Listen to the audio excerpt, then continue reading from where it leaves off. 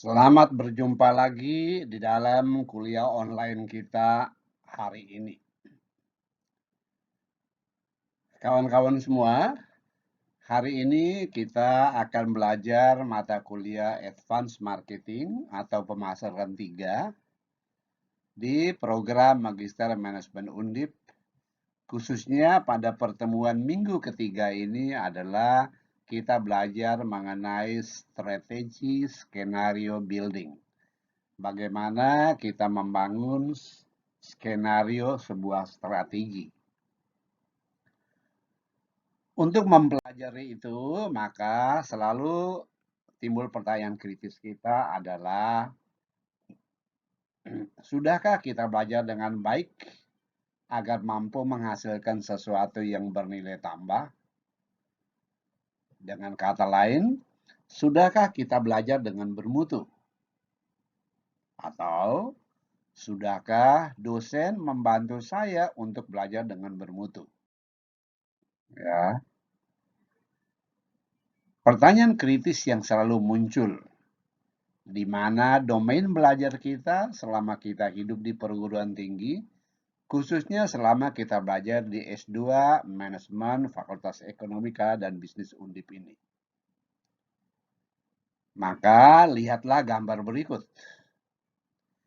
Apakah kita masih berkonsentrasi pada pembelajaran seperti ini yang disebut dengan low order thinking skills atau LOTS, di mana kita diberi muatan dalam tanda petik menghafal yang sangat banyak dan diakhiri juga dengan kegiatan menghafal.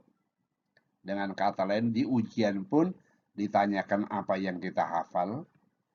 Ataukah kita diarahkan untuk membangun pikiran-pikiran kritis, pikiran-pikiran logis, pikiran-pikiran maju, bahkan out of the box dari setiap kali kita melihat mengalami sebuah proses pembelajaran. Saya rasa inilah yang akan menjadi tujuan utama belajar kita. Sehingga kita harus berhati-hati bahwa fokus belajar kita harus diarahkan kepada HOTS atau High Order Thinking Skills.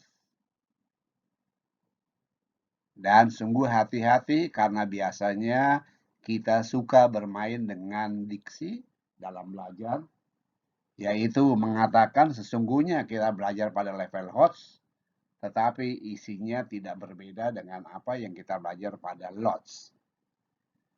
Oleh karena itu, kawan-kawan semuanya, marilah tengok gambar yang dimunculkan ini, yang biasa kita sebut dengan piramida berpikir, ya, taksonomi Bloom.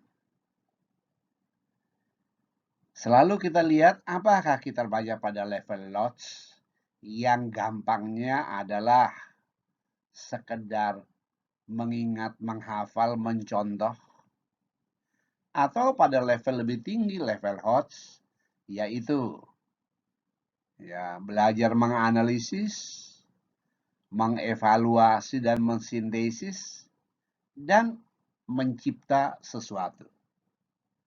Ya, mengembangkan sesuatu secara kritis, bahkan berpikir out of the box. Saya ingin mengarahkan seluruh proses belajar kita kepada pembelajaran yang kita sebut HOTS ini. Ya, sehingga mudah-mudahan kita bisa terus mencipta dan mencipta sesuatu yang baik bagi ilmu dan dari ilmu pengetahuan yang kita pelajari. Karena itu, sebelum kita melihat apa yang akan kita pelajari pada hari ini, ya, mata kuliah marketing 3 di minggu yang ketiga, marilah kita lihat sejenak ringkasan belajar kita di tatap muka minggu pertama dan tatap muka minggu kedua yang lalu. Ya, selalu saya sampaikan apa orientasi belajar marketing yang akan kita dan sudah atau sedang kita lakukan.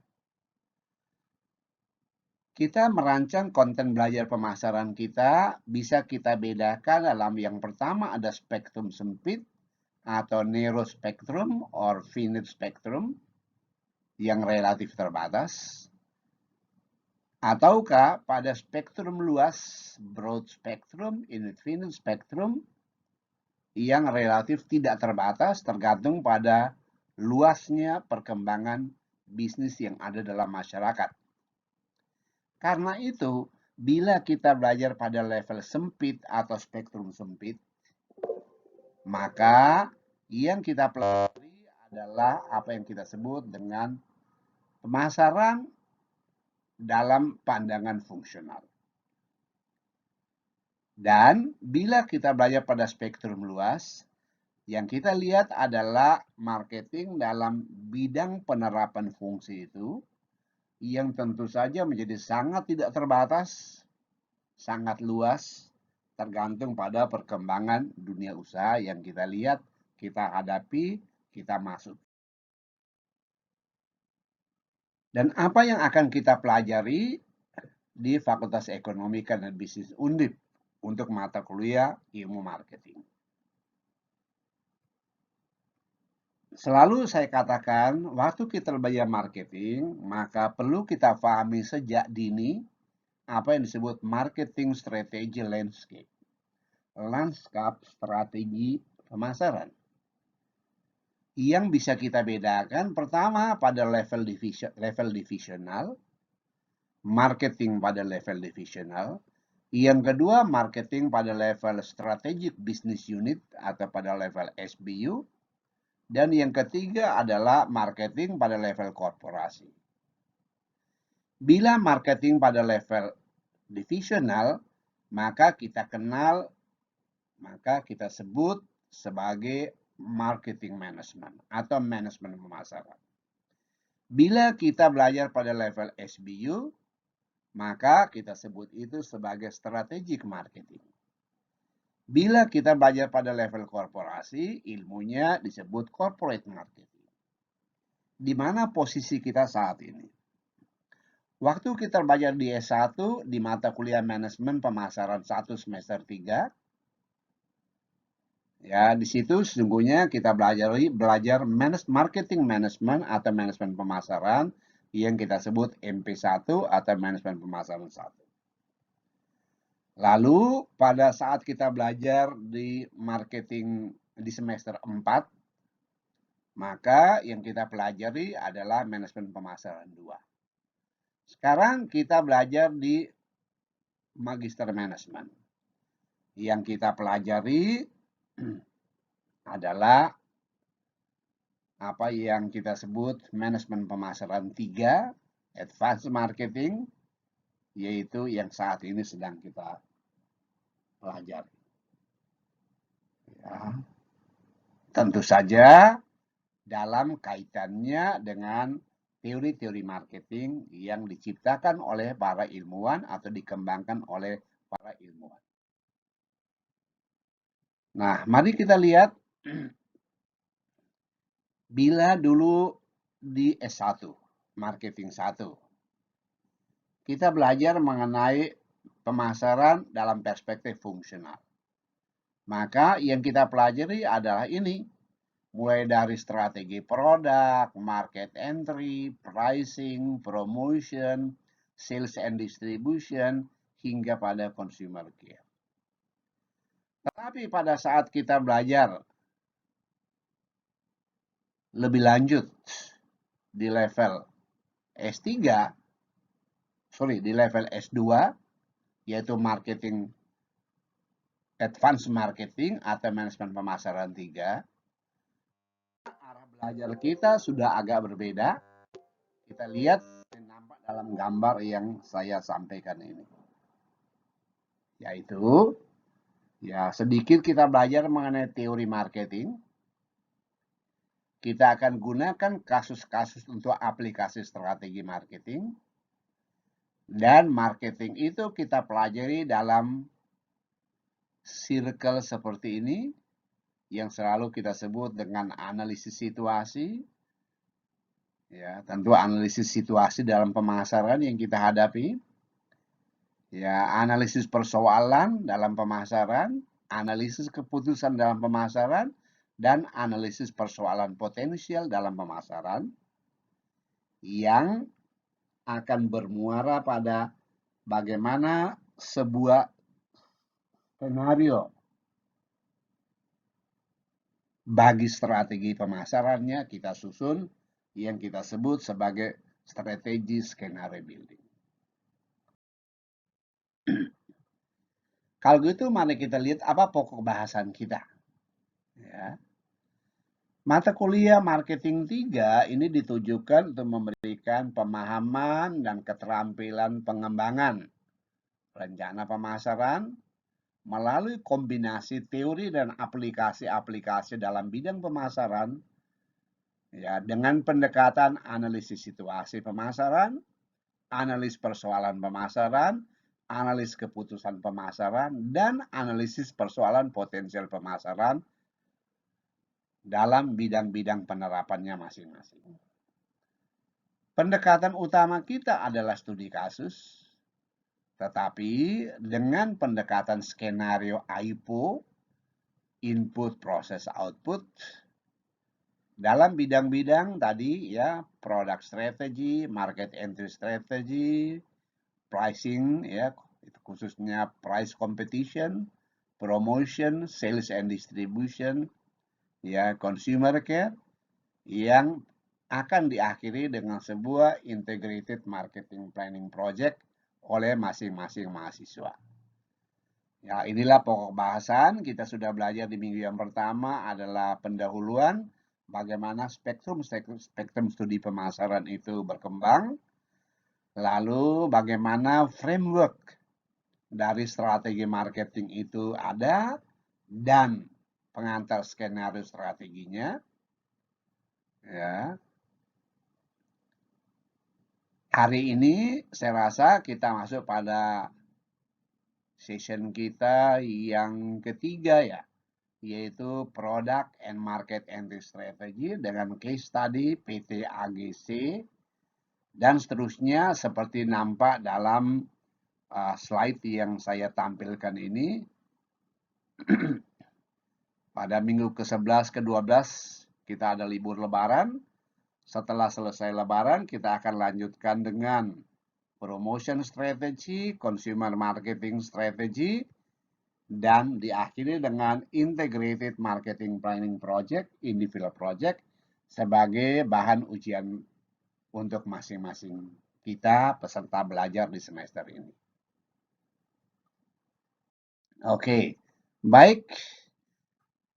Apa yang akan kita pelajari? Saya selalu mengatakan bahwa di mata kuliah hari ini, atau mata kuliah semester ini, kita akan memadukan dua hal ini, yaitu bagaimana teori-teori dasar dalam ilmu marketing dan aplikasinya dalam bidang-bidang aplikasi marketing dalam bidang usaha yang nanti kita geluti, nanti akan kita masuki setelah kita selesai belajar.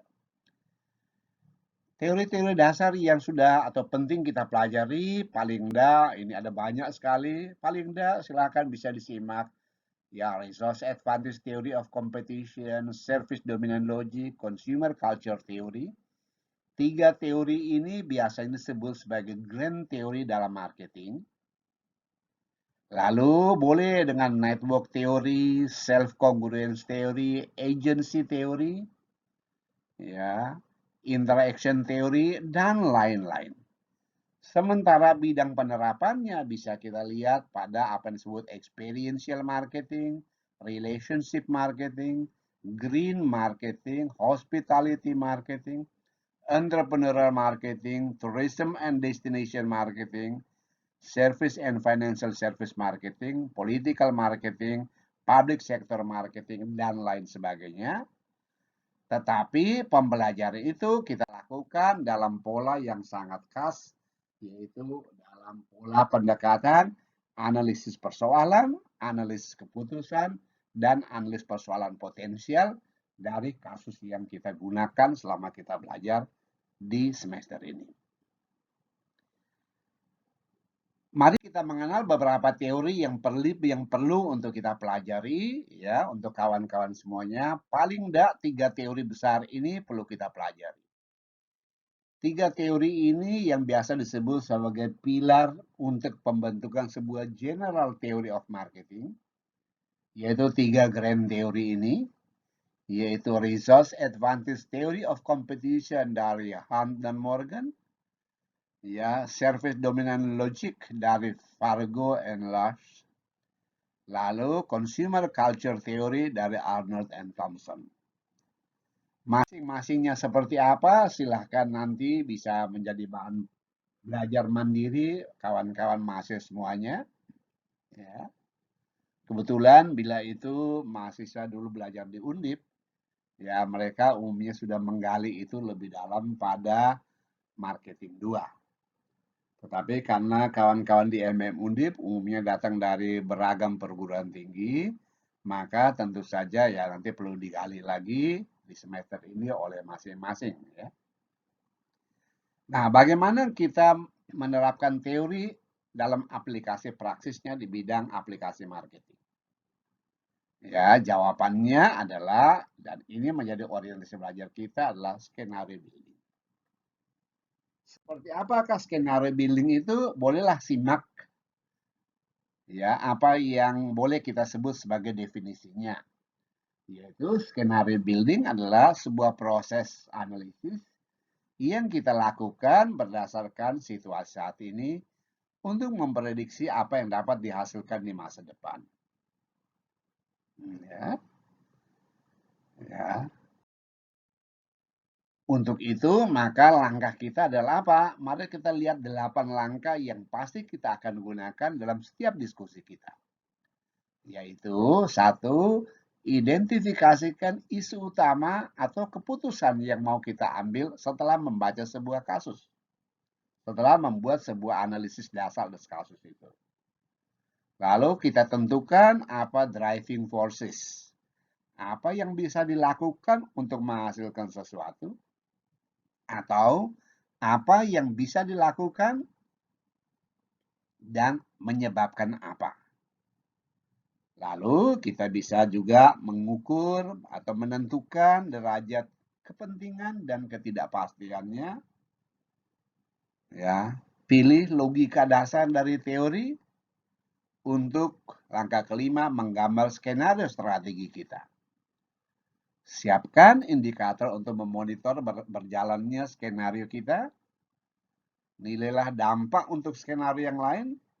Dan evaluasilah alternatif strategi dari skenario kita.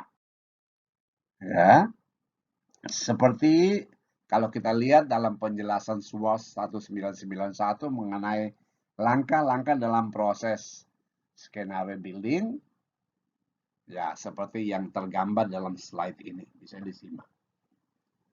Ya. Seperti sudah kita pelajari dalam minggu pertama dan minggu kedua, bahwa kita akan menggunakan pendekatan AIPO, input proses output, di dalam menggambarkan atau di dalam menggambar dan menjelaskan logika dari skenario strategi yang kita buat untuk kasus yang kita hadapi. Saya sering mengatakan AIPO, input proses output, adalah sebuah cara berpikir yang logis untuk melihat atau untuk menciptakan dampak dengan menyusun logika tindakan atas dasar input proses output. Di S1 kita belajar bahwa bila kita memiliki input yang baik, maka ini menjadi modal untuk proses yang baik. Bila prosesnya baik, harapannya adalah outputnya akan baik. Bahkan kita belajar, sekalipun inputnya kurang baik, tetapi dibawa di dalam sebuah proses yang baik, sangat boleh jadi outputnya akan baik. Tetapi kita juga belajar bahwa sekalipun inputnya baik, bila dimasukkan dalam proses yang tidak baik, sangat boleh jadi outputnya menjadi tidak baik. Itu proses inilah yang akan kita lakukan dalam belajar ilmu marketing. Dan hari ini kita akan lihat seperti apa pola berpikir sistem manajemen tadi. Tentu kita perlu mengidentifikasi apa itu input, apa itu proses, apa itu output. Kalau kita menggali dari literatur marketing, kita akan lihat bahwa yang dapat dijadikan input sangat banyak, ribuan faktor bisa dijadikan input dalam strategi marketing. Seperti sumber daya atau resources, marketing assets, ya, capability, relational capability, relational assets, social capability, hard skill, soft skill, dan lain sebagainya. Jadi, dalam mempelajari skenario bagi strategi kita perlu berfokus melihat apa saja yang dapat kita jadikan input untuk pengembangan strategi saya. Setelah itu kita melihat prosesnya. Akan nampak seperti bagaimana kita menjamin terjadinya mutu dari perencanaan kita. Mutu dalam interaksi kita. Proses relationship yang kita bangun. Kualitas interdependensi yang terjadi. Kualitas perencanaan jejaring yang kita kembangkan. Kualitas implementasi strategi atau implementasi strategi yang bermutu. Pengawasan penjualan yang bermutu. Dan lain sebagainya. Bila ini dilakukan dengan bagus karena memiliki input seperti yang ada di sebelah kiri, harapannya adalah kita akan mendapatkan output yang baik, yaitu nilai penjualannya seberapa, apakah mampu menambah volume penjualan, mampu meningkatkan pertumbuhan penjualan, dan lain sebagainya. Pendekatan dasar ini yang kita gunakan dalam setiap skenario building kita. Karena itu, logika dasar yang harus kita pegang adalah input, proses, output dalam artian semakin baik input yang kita miliki, akan semakin bagus proses yang kita lewati atau yang kita akan lakukan. Semakin bagus proses yang kita lakukan, yang kita lewati, maka akan semakin baik output yang dapat kita harapkan. Bagaimana kita menggambarnya di dalam skenario kita? Belajar ya dengan contoh-contoh seperti yang ingin saya jelaskan berikut. Tentu saja kita paham bahwa skenario bisnis itu adalah sangat beragam. Ya, sangat beragam, sangat banyak, dan karena itu bebas kita mengembangkan seperti apa skenario yang akan kita lakukan.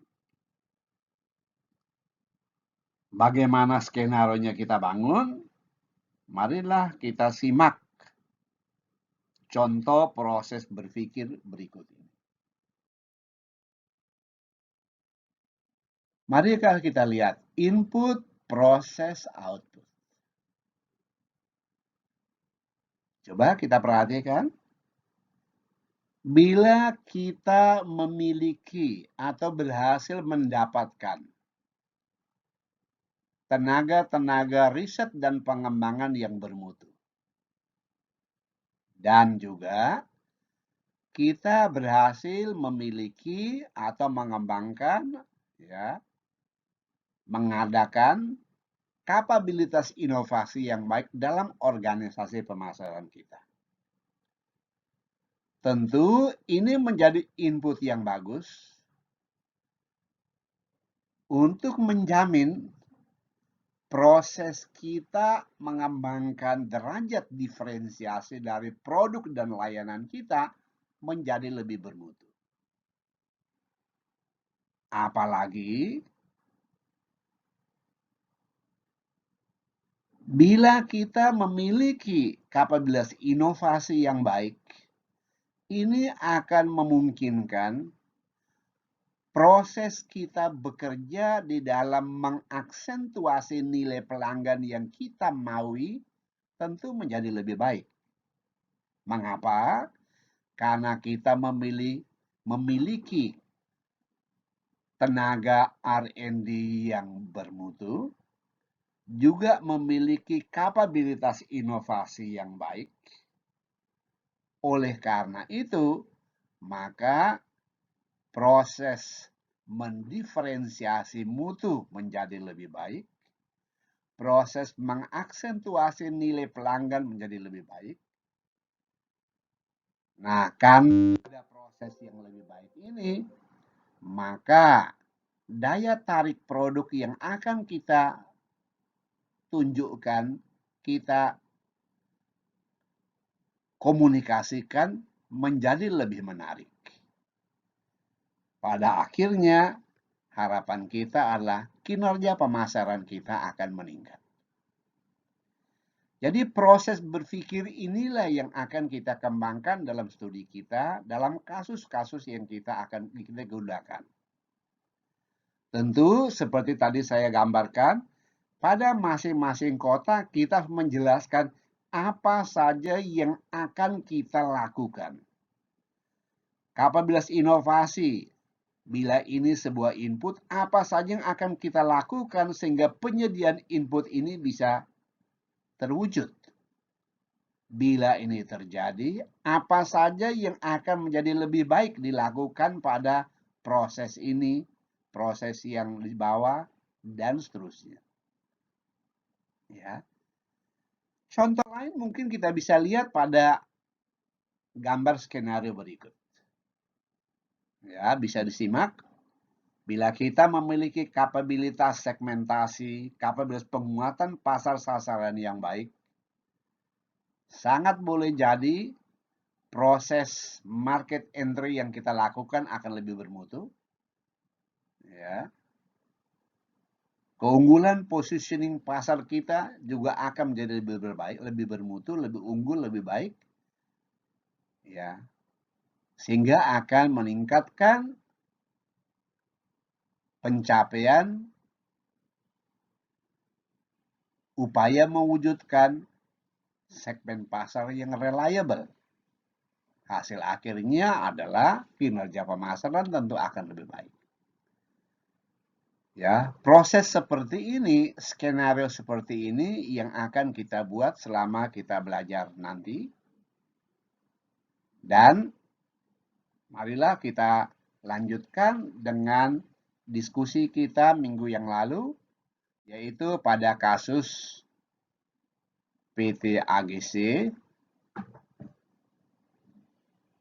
Perhatikan bahwa setiap kotak yang kita gambarkan harus kita isi dengan tindakan-tindakan nyata apa yang kita akan lakukan. Kita boleh diskusi di situ ya, apa saja yang kita lakukan, apa saja yang bakalan menghambat. Kita mengidentifikasi penghambat-penghambatnya dan buatlah rencana untuk menghilangkan penghambat-penghambat itu ya, yang kita sajikan dalam skenario kita. Baik, saya rasa itulah gambaran singkat skenario building yang akan kita lakukan, kita aplikasikan. Nah, apa tugas kalian pada pagi atau siang hari ini? Ya, pada minggu lalu kita telah menganalisis kasus PT AGC dengan menggunakan pendekatan Kapner dan Trego dalam analisis persoalan, sehingga kita sudah menemukan sebab menurunnya kinerja pemasaran AGC adalah pada buruknya consumer care. Oleh karena itu, dengan menggunakan pendekatan strategi skenario building AIPO, ya, saya mohon mari kita kembangkan strategi pemasaran untuk mengembalikan kinerja pemasaran PT AGC. Sesudah itu, presentasikan dan diskusikan skenario saudara. Ya, pada kuliah kita yang berikut, ya, saya akan mohon pada masing-masing anggota kelas ini untuk belajar teori, yaitu Resource Advantage Theory of Competition. Lalu, silakan di-emailkan ke saya paling lambat H-1, berarti hari Minggu yang akan datang. Emailkan ke email saya augusti@lecturer.undip.ac.id dengan nama file M3 Marketing 3, nama saudara, T1 berarti tugas yang pertama. Misalnya namanya Gabriel, ya tugas pertama, maka nama filenya adalah M3 Gabriel T1. Ya, namanya selalu seperti ini nama filenya. Nah, bila ada tugas minggu yang akan datang, ya silakan lanjut M3 Gabriel T2 dan seterusnya sampai T yang terakhir T7, T berapakah dan sebagainya. Oke, baik, marilah kita masuk dalam kelompok kita.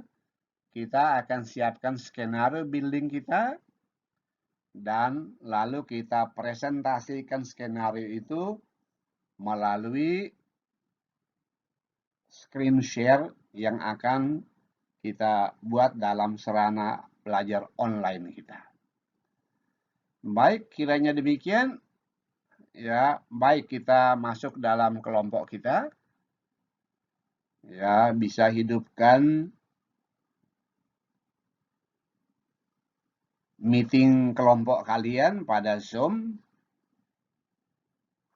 Lalu nanti kita akan masuk lagi pada kelas meeting kita dan kita share, kita diskusikan. Selamat berdiskusi.